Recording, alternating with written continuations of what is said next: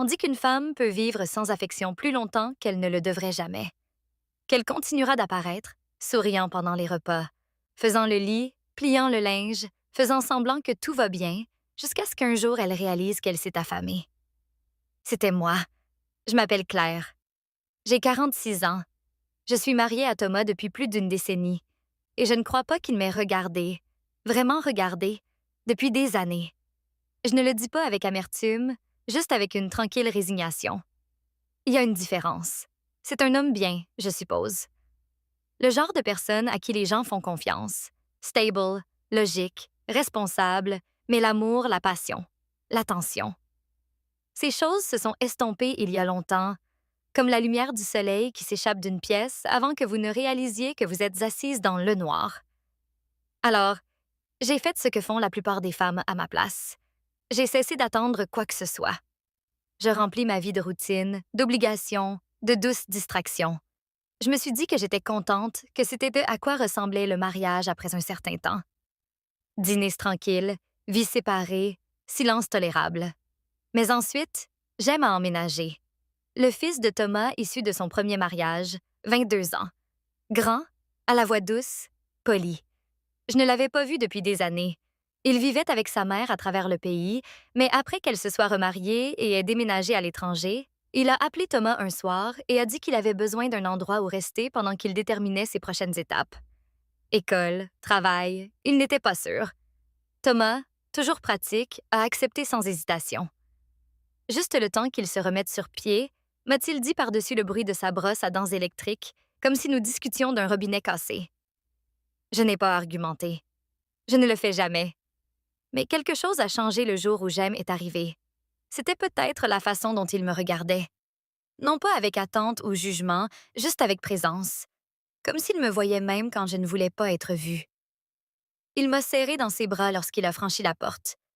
Non par obligation, mais avec chaleur. Il sentait l'océan, le sel, le vent, quelque chose de libre. Et quand il a souri, quelque chose de peu familier a remué lentement dans ma partie centrale. Un clignotement de vie dans un endroit que je croyais éteint depuis longtemps.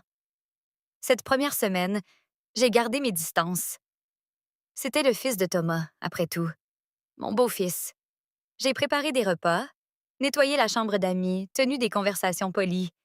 Mais J'aime était différent du garçon dont je me souvenais. Il était observateur, réfléchi, gentil de manière discrète, comme lorsqu'il remplissait mon café sans demander, ou mettait de sa musique en pause quand j'entrais dans la pièce, ou offrait de porter les courses sans qu'on le lui dise. Thomas n'a rien remarqué de tout cela. Bien sûr que non. Il travaillait tard comme toujours. Récemment, c'est comme s'il disparaissait en lui-même dans les emails de travail, les scores sportifs, le bourdonnement des nouvelles du soir. Nos conversations sont maintenant comme des transactions commerciales. As-tu payé la facture? N'oublie pas que la voiture doit être révisée. Nous n'avons plus de détergent. C'est le langage de notre mariage. J'aime cependant parle en silence. Un soir après le dîner, je l'ai trouvé dans la cuisine faisant la vaisselle. Il avait retroussé les manches de son T-shirt, révélant des avant-bras saupoudrés de soleil. J'aurais dû m'éloigner.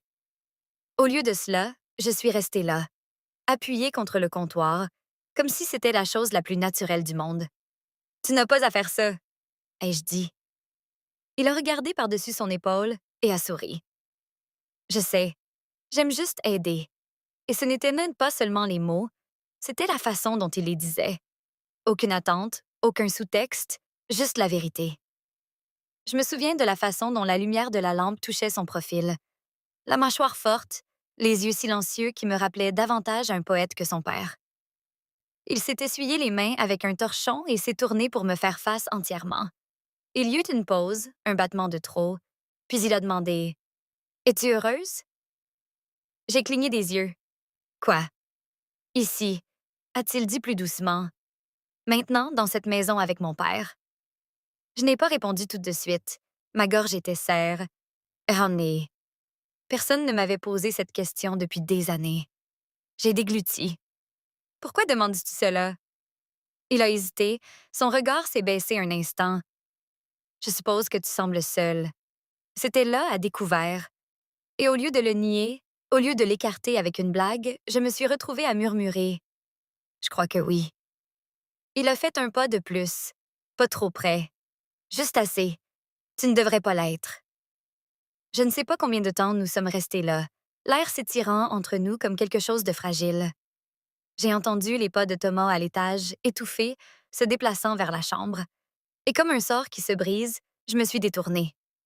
Bonne nuit, ai-je dit trop rapidement, reculant avant de dire quelque chose que je ne pouvais pas retirer. Mais plus tard, allongée à côté d'un homme qui ne tendait plus la main vers moi, je ne pouvais pas arrêter de penser aux mots de Jaime. Tu ne devrais pas être seule. La façon dont il l'a dit, la façon dont il m'a regardée quand il l'a fait. Quelque chose en moi avait commencé à se réveiller, et je ne savais pas comment le faire taire. À quiconque écoute, si vous vous êtes déjà senti invisible, comme si vous aviez disparu derrière le titre d'épouse ou de mère ou de soignante, j'espère que vous m'entendez maintenant.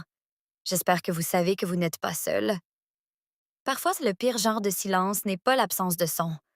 C'est l'absence d'être remarqué. Et quand quelqu'un vous remarque enfin, cela peut tout changer. Faites-moi savoir si cette histoire vous parle. Si vous êtes toujours avec moi, cliquez sur ce bouton J'aime ou laissez un commentaire. Même un simple Je suis là peut signifier plus que vous ne le savez, car ce calme entre deux personnes, il ne reste pas calme pour toujours. Je me suis réveillée le lendemain matin avec une étrange lourdeur dans mon milieu. Pas de la tristesse exactement, mais une douleur comme si mon cœur avait été veillé après des années de silence. J'ai essayé de m'occuper. Lessive, facture, essuyer des comptoirs qui étaient déjà propres. Tout pour empêcher mon esprit de revenir à Jem et à la façon dont il m'avait regardé la nuit dernière. Thomas était parti avant le petit déjeuner, ne laissant rien d'autre que l'odeur d'après-rasage et vent-et une courte note sur le comptoir. Longue journée, ne m'attend pas éveillée. Pas de « je t'aime », pas de « à ce soir ». Juste de la logistique, le langage que notre mariage parle maintenant. J'ai fixé la note plus longtemps que je n'aurais dû, ressentant ce vide familier. Il ne m'appréciait pas, ni mes efforts, ni ma présence, ni les manières silencieuses dont je maintenais notre vie ensemble. Il ne voyait même pas à quel point j'étais devenue, et puis, et apporter cela seul. Quand j'ai entendu des pas dans l'escalier, je me suis redressée automatiquement, comme si j'étais coupable de quelque chose. Jem est entré dans la cuisine, les cheveux encore humides d'une douche, portant une chemise grise douce qui, poussait ses épaules. Il a souri en me voyant, et juste ce simple geste à coup, et mon ask et psautster. Bonjour, a-t-il murmuré, sa voix encore chaude de sommeil. Bonjour, ai-je répondu, essayant d'avoir l'air assure et. Il s'est rapproché pour atteindre une tasse dans le placard, et pendant un instant, son bras a effleuré le mien. C'était à peine un rapprochement, un murmure vraiment, mais cela a envoyé une vague de chaleur le long de ma colonne vertébrale. Je me suis éloignée rapidement, faisant semblant d'ajuster la machine à café. Ça va? A-t-il demandé gentiment. J'ai hoché la tête. Juste fatiguée. Tu avais l'air triste, a-t-il dit, non pas en m'accusant, juste en remarquant. C'était le problème. Il remarquait tout. Je me suis tournée, réussissant un faible sourire. Je n'ai juste pas bien dormi. Jem a hésité, puis a dit doucement « Est-ce à cause de lui? » J'ai figue et. Mes mots, ce sont S-E, par et, S. J'aime. Il a regardé vers le bas, comme s'il avait peur d'être allé trop loin. Je suis désolée. J'entends juste des choses. La façon dont vous parlez à peine tous les deux. La façon dont il entre et sort sans même demander comment tu vas. C'est parfois difficile à voir. Difficile à voir. Ces mots sont touchés plus profondément qu'ils n'auraient dû. J'ai expiré lentement. Le mariage n'est pas toujours ce que les gens pensent, tu sais. Il a rencontré mes yeux alors, et quelque chose de non dit s'est resserré et entre nous. Non, a-t-il dit doucement et fermement. Mais tu mérites plus que cela. Ma gorge s'est noue et...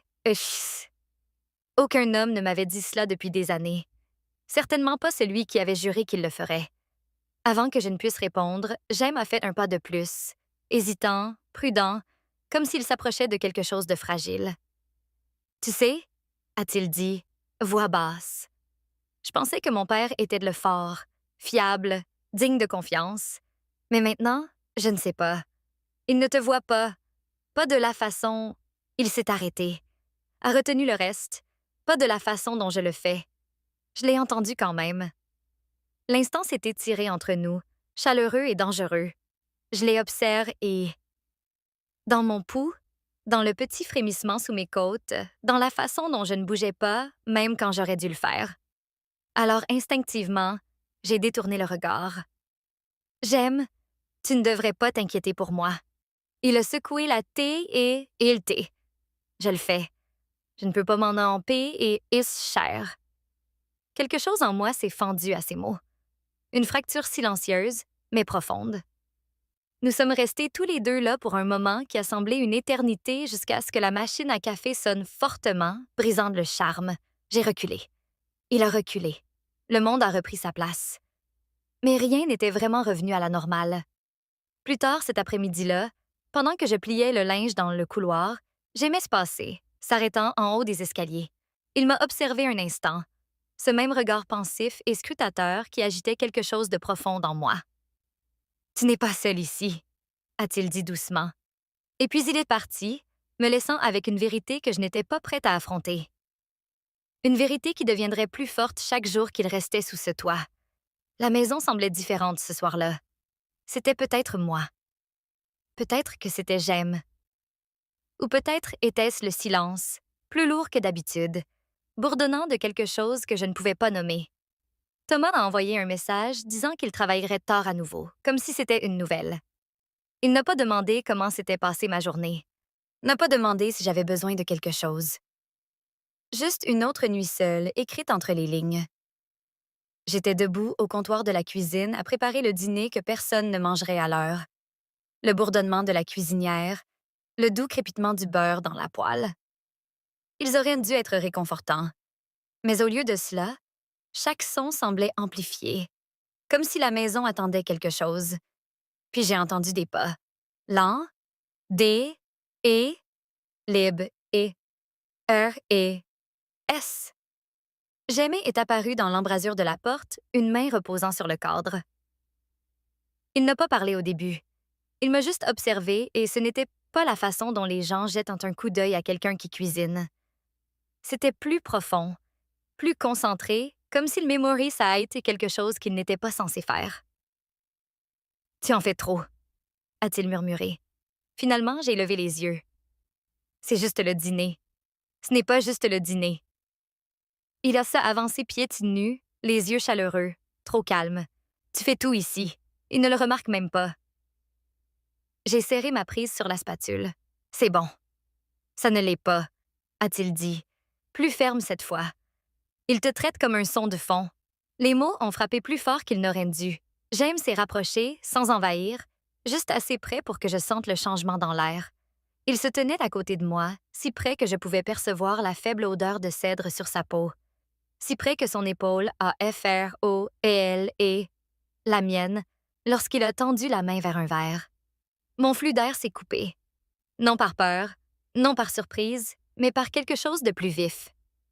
Il a remarqué. « Tu es tendu, » a-t-il dit doucement. J'ai essayé d'en rire. Longue journée. Non, sa voix s'est adoucie, mais elle n'a pas perdu sa profondeur. Ce n'est pas la journée, c'est lui. Je n'ai pas répondu. Je n'avais pas à le faire. J'aime a pris le verre, l'a rempli et l'a posé à côté de moi avec une douceur qui semblait déplacée dans cette maison. Ses doigts sont effleurés ma main légèrement, à peine un contact, mais assez pour m'envoyer un frisson chaleureux et indésirable. J'ai retiré ma main trop vite. Il a expiré. « Je suis désolée. Je ne voulais pas faire ça. »« Non, ça va, » ai-je murmuré. « C'est juste compliqué. » Sa mâchoire s'est contractée et comme s'il luttait contre quelque chose qu'il ne voulait pas dire. Puis sa voix a chuté plus bas. Ça n'a pas allé y être. J'ai gel et... Gemma passe et, devant moi pour ajuster la poêle sur la cuisinière, sa silhouette se rapprochant plus que nécessaire. La chaleur qui, manait de lui rivalisait avec le brûleur. Son bras a effleuré le mien à nouveau. Délibéré cette fois, assez lent pour faire TR et bûcher mon pouls. J'ai dégluti difficilement. J'aime. Il n'a pas détourné le regard. Je ne fais rien de mal. Juste debout ici à aider. Sa définition d'aider était différente de la mienne et différente de celle de son père. Thomas ne se tenait plus jamais près de moi comme ça. Il ne remarquait jamais la façon dont mon rythme s'accélérait, la façon dont mes épaules retenaient la tension, la façon dont je me mordais la bouche quand je me concentrais. Il ne me voyait pas la femme, pas le besoin. Jem le voyait, et cette réalisation semblait dangereuse. Je me suis tournée pour remuer la poêle, ayant besoin d'un espace qui n'existait pas.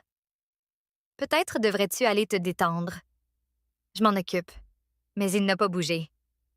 J'aime être près de toi, a-t-il dit simplement. La spatule a glissé de mes doigts et a clatté contre la cuisinière. Sa main a jailli instinctivement, examinant la mienne avant qu'elle ne tombe assez elle aussi. Ses doigts se sont enroulés autour de mon poignet.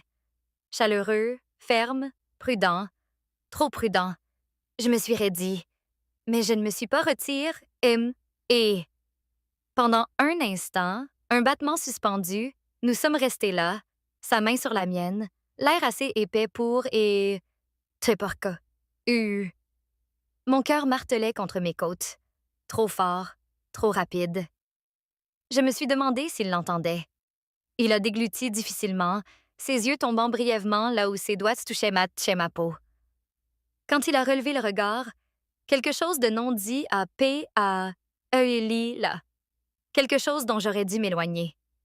Au lieu de cela, j'ai murmuré « J'aime, on ne peut pas ». Il m'a relâché lentement, pas brusquement, pas coupable, mais à contre-cœur. « Je sais », a-t-il dit. Je le sais, mais cela ne change pas ce que je ressens en me tenant ici. La pièce semblait plus petite. La maison semblait vivante. Il a reculé juste assez pour être approprié, mais pas assez pour briser la tension. « Je vais prendre une douche », a-t-il dit doucement.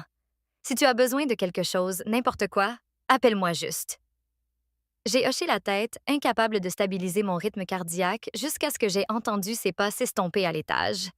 Mais même alors, la chaleur de sa main est restée et sur mon poignet, longtemps après qu'il m'ait et je savais que ça ne finissait pas. Quelque chose avait commencé, et tendre le contraire serait un mensonge. Si vous êtes toujours là à écouter, les hommes surtout, vous êtes ceux qui m'écrivent le plus. Vous savez ce que c'est de vouloir quelque chose que vous ne devriez pas vouloir, de sentir l'attirance de quelque chose d'interdit, mais d'honnête. Si cette partie vous a marqué comme je le pense, faites-le moi savoir. Vos réactions façonnent ce qui se passe ensuite. 15 minutes. C'est que le temps que j'ai passé debout dans la cuisine, faisant semblant de nettoyer un comptoir qui était déjà impeccable. Mes pensées s'emballaient, encerclant tout ce que je n'avais pas dit. La chaleur de la main de Jem persistait encore sur ma peau comme un écho. Le silence dans la maison était trop lourd. À l'étage, la douche s'était arrêtée. Je me suis dit que je devais passer à la suite de ma soirée. Quelque chose de simple. CR et pas ennemi. Mes mains étaient nettes sèches. C'était tout. Rien d'étrange à monter chercher de la lotion dans l'armoire. Rien du tout. Mais mes pieds savaient net mieux. Ma forme savait ce que je n'avais pas encore admis. J'étais à terre et je détestais à quel point c'était réel. Le couloir était sombre lorsque j'ai atteint la porte de la salle de bain. Mes pieds nus étaient silencieux sur les planches. Je n'ai pas frappé. Je n'en avais jamais eu besoin. Cette salle de bain était la mienne. Jem avait ses serviettes, ses affaires dans la chambre d'amis. J'ai tourné le bouton et je suis entrée. Puis j'ai Fig et... Jem était toujours taf là. Il se tenait près du miroir, une serviette enroule et autour de sa taille. Sa peau humide et rouge de la vapeur de l'eau. Des gouttes s'accrochaient à ses épaules, glissaient lentement le long de la courbe de son dos, disparaissant dans le bord de la serviette. La pièce était brumeuse, parfum et légèrement à l'eucalyptus et au savon. Sa tête s'est tournée vers la porte, vers moi, mais il n'a pas bougé. « Je ne t'ai pas entendu frapper », a-t-il dit, voix basse. « Je ne pensais pas que tu étais encore ici », ai-je dit rapidement, mais ma voix m'a trahi. Trop douce, trop bouleversée, et j'avais juste besoin d'un peu de CR et Tom. Il n'a pas reculé et ne s'est pas couvert davantage. Au lieu de cela, il a maintenu mon regard dans le miroir. C'est bon, tu peux entrer. Les mots épais étaient inoffensifs techniquement, mais la façon dont il les disait ne l'était pas. J'ai hésité sur le seuil. D et Shir et entre la retraite et quelque chose de bien plus dangereux. Puis je suis entrée. Lentement, prudemment, il s'est déescalcalté et juste assez pour que je puisse atteindre le placard. Et pourtant, nous étions proches, plus proches qu'avant. J'ai ouvert la porte avec des doigts tremblants, faisant semblant de ne pas remarquer la chaleur et, manant de sa peau, faisant semblant de ne pas le sentir m'observer dans le miroir. Mon air s'est coupé lorsque j'ai saisi la lotion. Ma main a frôlé le bord de l'étagère, faisant tomber un pot. Il a claté doucement contre l'évier. J'ai tendu la main pour le remettre, et la main de Jamie s'est posée et sur la mienne à nouveau. Douce, chaleureuse, restant elle à place. Je n'ai pas bougé. Lui non plus.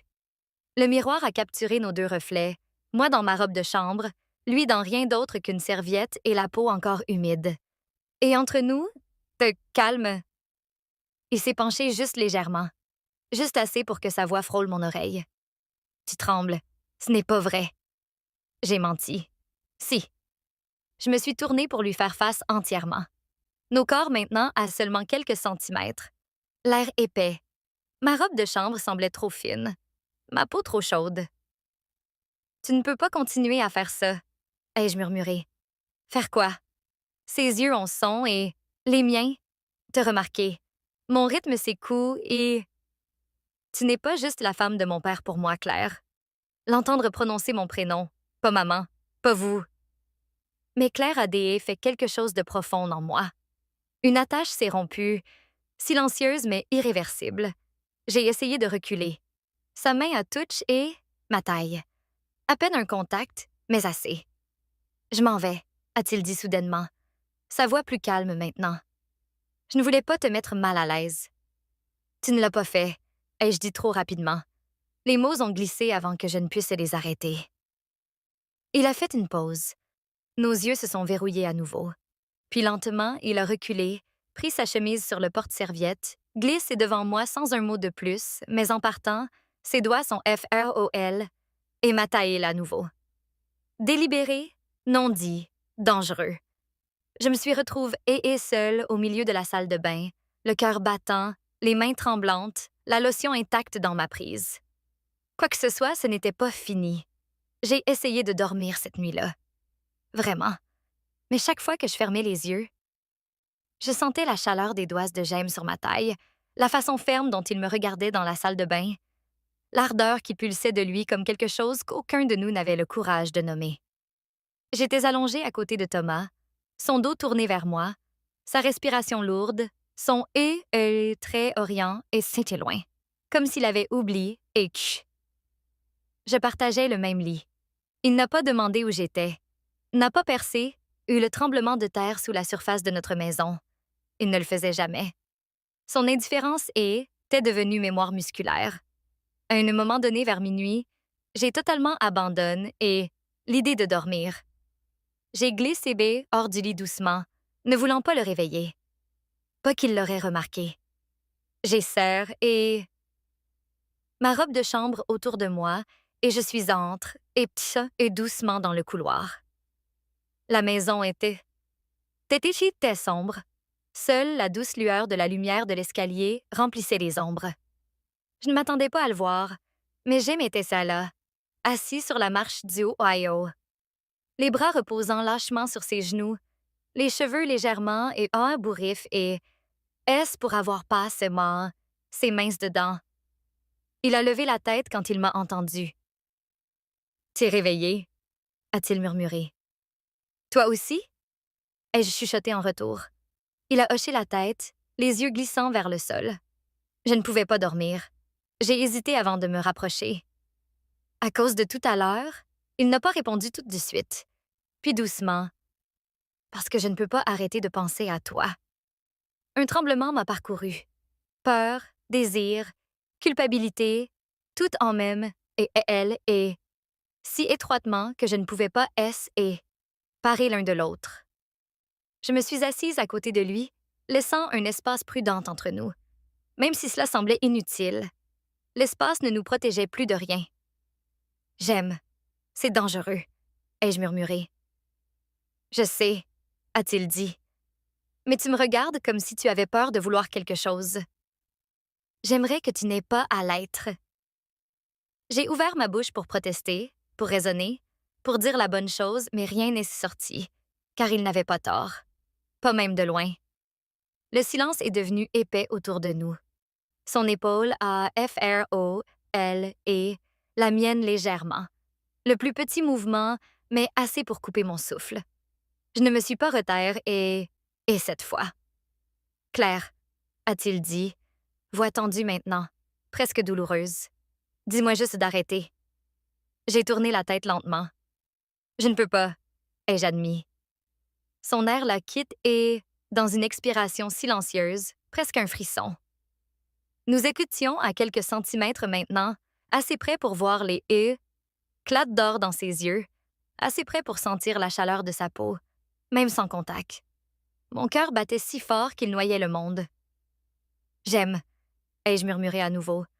Mais cette fois, il n'y avait aucun avertissement dedans, aucune résistance. Il s'est penché le premier, hésitant, me donnant le temps de m'éloigner. Je ne l'ai pas fait. Sa bouche a touché la mienne doucement au début, à peine un frôlement. Une question suspendue dans l'air. Je me suis retrouvée et pondre sans parler, comblant le reste de la distance. Ce n'était pas un acte passionné et pas imprudent. C'était lent, tremblant, presque respectueux, comme quelque chose que nous avions tous les deux eu peur de vouloir, mais que nous ne pouvions plus nier. Pendant un instant, le monde a disparu. Aucune culpabilité, aucune peur, juste chaleur, juste air, juste la vérité qu'aucun de nous n'avait osé dire à voix haute. Sa main s'est levée doucement vers ma joue. Son pouce a effleuré ma peau avec une tendresse qui m'a détruite complètement. Je me suis appuyée contre lui. Dans cet instant, dans la sensation d'être enfin vue, enfin voulue, enfin vivante. Et puis la porte d'entrée s'est ouverte. Nous avons Fig et... Un tintement de clé, un soupir fatigue est né. La voix de Thomas appelant dans le couloir. « Claire, tu es toujours éveillée? » J'aime à reculer et instantanément, le cœur s'emballe, la respiration tremblante. J'ai eu froid là où sa chaleur était juste quelques secondes auparavant. Je me suis levée rapidement, serrant ma robe de chambre, essayant de stabiliser le tremblement dans mes mains. Thomas est entré dans le couloir nouant sa cravate, inconscient de la tempête dans laquelle il est, tête entre et... « Oh » a-t-il dit quand il nous a vus. « Je ne savais pas que vous étiez encore éveillés tous les deux. » J'aime ces clairci la gorge doucement. Je ne pouvais juste pas dormir.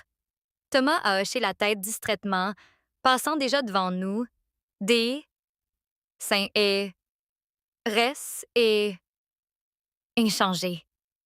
Mais J'aimais me regarder avec quelque chose de brut dans les yeux, quelque chose qui promettait que cet instant n'était pas la fin. Et au fond de moi, sous la panique et la culpabilité et le choc d'avoir été presque prise, je savais qu'il disait vrai. Y a-t-il une partie spécifique de l'histoire que vous aimeriez discuter? Ou aimeriez-vous que je partage d'autres observations?